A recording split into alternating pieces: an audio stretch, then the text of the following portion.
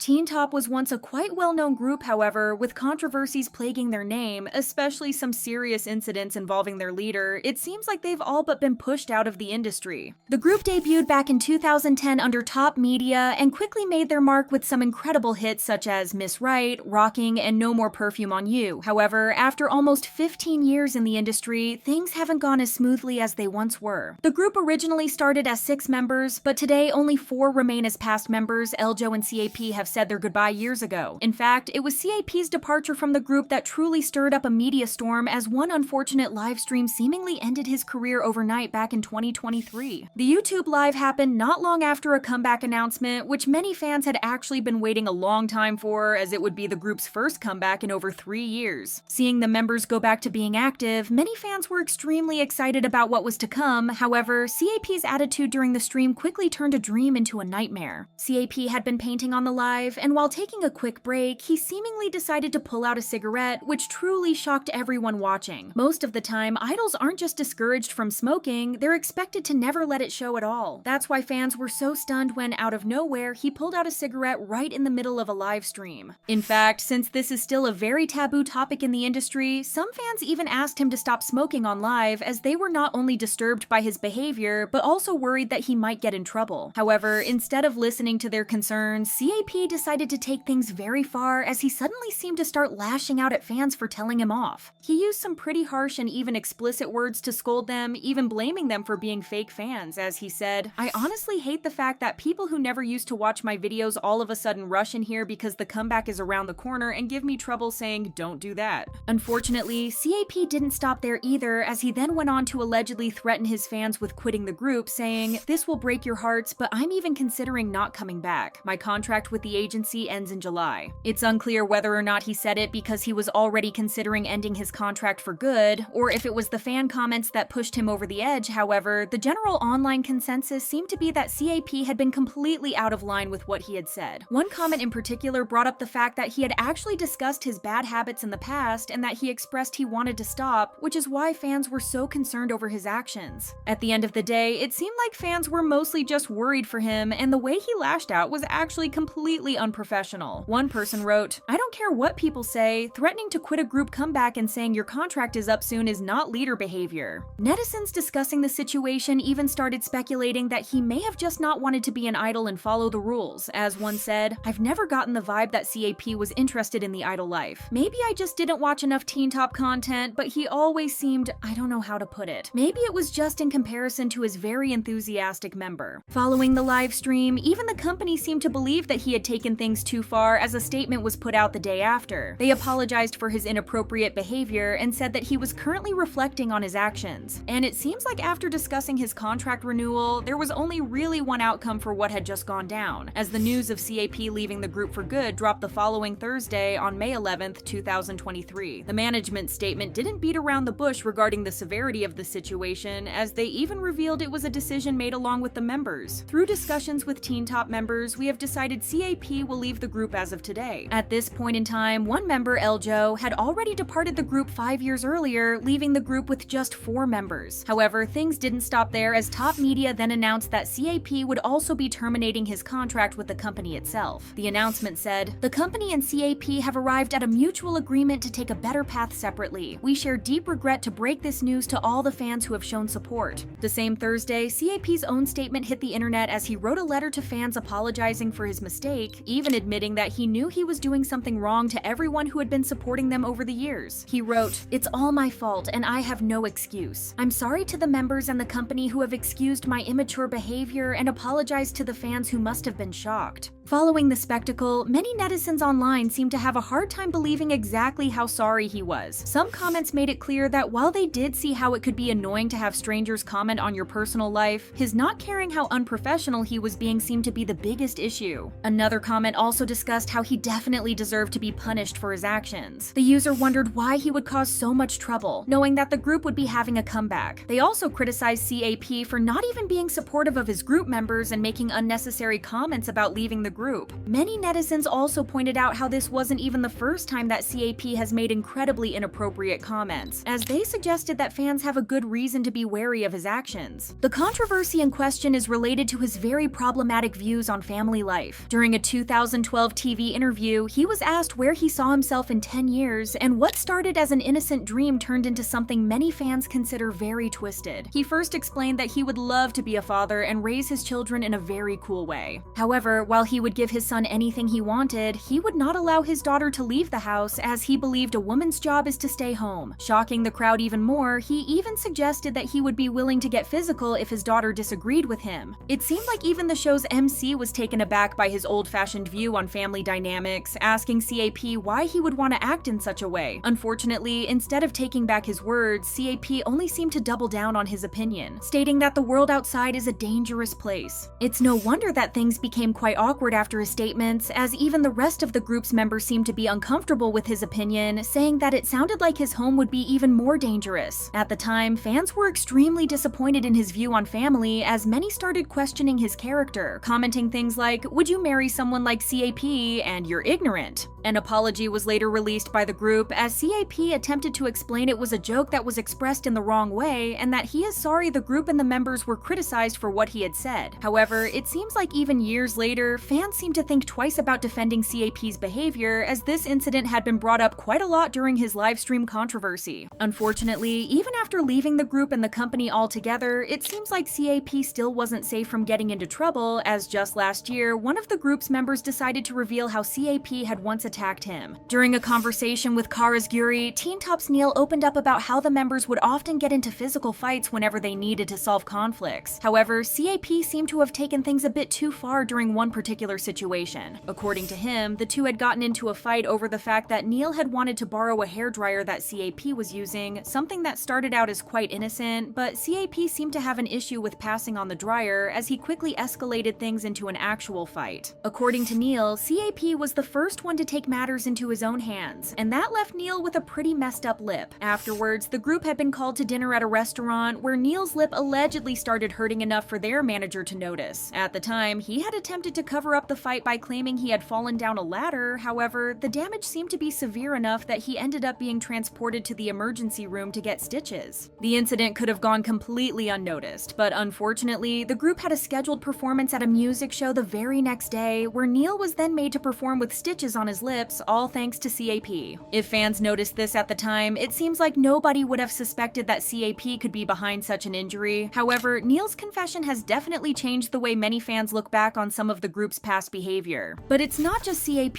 who seems to cause trouble for fans, as even without him, fans have had some complaints regarding the group's overall professionalism, especially during one fan sign back in 2023. According to one fan's complaints, the originally hour-long fan sign had seemingly been delayed by a whole half hour without any news from the members. And not only was it delayed, but even their attitude seemed to be sour when they did show up, which also had a negative impact on their fan service. The fan also seemed to criticize the way the actual fan sign was organized, and others also complained that they could clearly hear the members all blaming each other for being late. Seeing as the group isn't the most active nowadays, many fans were extremely disappointed with the way they were treated by the members, despite everything they've been through over the years while supporting them. With no apology from the company or the members themselves, it's no wonder that fans now seem to have quite a sour image of the group, even without CAP's controversies affecting their image.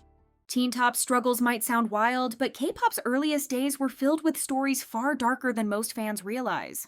Some very creepy and mysterious things happened during the first generation of K-pop. In fact, some of them are so disturbing that it makes them sound unreal. It's quite frustrating just how many idols from K-pop's first generation passed away under mysterious circumstances. Kim Sungjae was a popular and very influential South Korean singer. He debuted in 1987, and throughout his short career, he sold over 5 million records. He was at the peak of his career, but his life ended tragically in January 1996 when he was found unconscious in his house house with a cord tied around his neck at the age of 31. According to the police, Kwang-sok took his own life based on what his wife, Sol Hae-soon, shared in her testimony. However, his family members didn't agree with what the police said and alleged that somebody else had been involved in his passing. For years, Kwang-sok's fans and anybody that knew him were demanding answers. In 2017, the case was brought to the spotlight again with a documentary about his case. Allegedly, all of Kwang-sok's copyright income from his music, which is around $8,800,000, is under his wife's name. Overall, Hae-soon is very suspicious in this case. In 2017, she stated that her and Kwang-sok's only daughter Sol-yeon was living a good life in the States. Just a few days after Hae-soon's statement, it was revealed that their daughter passed away in 2007 at the age of 16. Hae-soon then changed her statement and said that apparently their daughter passed away because of pneumonia, but numerous reports revealed that Sol-yeon allegedly already stopped breathing before she arrived at the hospital. Many people were suspicious that Hae-soon intentionally let her daughter pass away because she would legally inherit all of her father's estate, including his music's copyright, once she would become an adult. Many people theorized that Hae-soon wanted all of the wealth for herself. Kwang-sok's family also reportedly heard about Sol-yeon's passing only through the news. Everyone's suspicions grew even more when Hae-soon shared that Kwang-sok took his own life because he was suffering from depression. His acquaintances were strongly against it and claimed that he never suffered from depression. Their relationship was a huge mystery altogether. It was revealed that their marriage was never officially registered, and allegedly, Kwang-sok also asked for a divorce from his wife the day before he passed away, and his body was found by none other than Hae-soon's older brother. In 2017, the police investigated Hae-soon for the passing of her daughter but found no evidence against her. Kwang-sok's case is currently ongoing as a reinvestigation was requested in September of 2017. Another mysterious case is the passing of the former Deuce member Kim Sungjae. It's probably the biggest mystery in K-pop. The case has been ongoing since November 1995 when Sungjae's body was discovered in his hotel room by his manager just a day after his solo debut. Initially, the police ruled the cause of his passing as a heart attack, which was caused by overworking. However, after his body was submitted for autopsy, 28 needle marks were discovered in his right arm and his blood had traces of animal aesthetic. His girlfriend at the time became the prime suspect in his passing because she was exposed for purchasing an animal anesthesia a few days prior. Since Sungjae was at the height of his solo career, rumors started to spread around like crazy. Some people claimed that he was an addict or that he took his own life, which was later debunked by his mother, who shared that Sungjae was very excited about his solo career. All signs in the case pointed to Sungjae's then girlfriend. She would know how to inject anesthesia since she was allegedly a medical student. There were also very disturbing rumors about her harming her own dog by injecting it with animal anesthesia and then replacing it by the same breed after the dog passed away. She was later arrested for his passing and sentenced to life in prison, but was acquitted soon after due to lack of evidence. Because of how suspicious Sungjae's passing is, numerous TV shows have been interested in making a documentary. In 2019, the famous TV show Unanswered Questions was about to air an episode on Sungjae's life, but it was once again blocked from publishing by Sungjae's former girlfriend after she filed an injunction of August of that year. Producers of the show shared that they would respect the court's decision, but that they felt deeply frustrated. Good news came out in March of 2023 when the producer of Unanswered Questions revealed that they will reveal the content related to Sungjae's passing through a platform that is yet to be disclosed. Many people are curious if the documentary will be able to solve the suspicions and mysteries surrounding his passing. The next case isn't about a mysterious passing, but it's just as disturbing. It's known as K-pop's first case of mistreatment in a group. In the beginning of their career, Sharp were mostly remembered for being a 4-member co-ed group. After a few more member changes, the group became very successful due to it consisting of both women and men. While their fans enjoyed Sharp's music and their growing popularity, the group struggled horribly behind closed doors. The two members who really didn't get along were Lee Ji-hae and Seo Ji-young. It's suspected that the problem stemmed from the fact that the group was created with strong financial support from Ji-young's family. Initially, Ji-young planned on putting her friends into the group, and her plans completely changed when Ji-hae was added to the group. Ji-hae worked her way into the group through auditions. Allegedly, Ji-young grew extremely jealous of Ji-hae, and their conflict grew even more. It became clear very quickly that Ji-hae would be staying in the group. As a way to punish Ji-hae, Ji-young would physically torment her. Ji-young would take out her anger and jealousy on Ji-hae almost every day. She even ordered her then boyfriend Ryu Ji-won to slap and hurt Ji-hae as well. Ji-young also publicly humiliated Ji-hae. It was reported that the two women once got into a verbal fight in an elevator during KBS's Music Bank. Ji-hae was called some horrible names, even by Ji-young's mother when she came to confront Ji-hae the day after the fight, going as far as physically hurting her as well. During a press conference, Ji-hae heavily blamed Ji-young for everything. She claimed that she was the one who got hurt physically, adding that Ji-young used her fists and hands and even grabbed her by the hair. After After the conference, Jung faced a lot of backlash, and the group's disbandment was the best solution. Following the scandal, Jihye had embarked on a successful solo career while Jung lived her life away from the public eye. Being a female idol can be a truly dangerous game. In 2000, Baekjeong had it all. She was one of the hottest names in Korea, and she was incredibly successful. She had her own show, and she was scoring brand endorsements left and right. She was on her way to becoming a superstar until her life turned upside down because of one video. A video of Jung without any clothes on and with another man got uploaded on a paid website. Jung's manager at the time, Kim Sungjae, filmed himself during an affair with her and reportedly kept the video as blackmail material in case she tried to replace him with someone else. As soon as the video was leaked, Jung's music was taken off radio stations and all of her TV appearances were cancelled. The public tore Jung to shreds, and even when she apologized for the video, even though it was taken without her consent, the public's perception of her was terrible. Her former manager managed to flee to the States, and the public didn't treat him half as terribly as they treated Jung, even though he was the perpetrator. Apparently, the manager did admit to taking the video and that he had plans to marry Jung, but he never said why he took the video. Thankfully, Jung didn't allow this scandal to ruin her career or her life. She fought hard against the public's opinion of her, and she became a representative face of feminist movements in Korea. She did decide to step out of the limelight for a while, and she made her proper comeback in 2006. Since then, her popularity got gradually to the point where it was before the scandal, and she managed to overcome it completely. We all know South Korea takes their mandatory military service extremely seriously, and trying to dodge it isn't worth it at all. Steve Sung-Jun-yu, mostly known as Yoo Sung-jun, used to be South Korea's most popular singer right after he debuted in 1997. Born in Korea but raised in California, Steve had everything it took to continue his hugely successful career. Unfortunately, his career took a huge fall in 2002, just 5 years after his debut. Steve had repeatedly reassured the public that he would fulfill his mandatory military service, and the public truly believed that he only had Korean citizenship. He was supposed to enlist in the military in 2002, but the public was shocked when it was revealed that he became a naturalized US citizen just before he was supposed to be drafted. This, of course, angered Korean netizens, and the South Korean government considered what he did as an act of desertion. As a result, Steve was deported from the country and permanently banned from entering South Korea ever again. He was allowed to enter South Korea in 2003 when his father-in-law passed away, and he was able to stay in Korea for 2 days before he had to leave again. While he did try to revive his career after the incident, it has never been the same anymore. Now Steve dedicates most of his time to Taekwondo and his family back in California. He tried to appeal for his ban to be lifted numerous times, and every time it looked like he would be allowed to enter the country again, the Korean government would refuse to lift the ban, stating that the public interest of fulfilling the military duty is more important than Steve's personal interests. What do you think? Let us know your thoughts in the comments down below.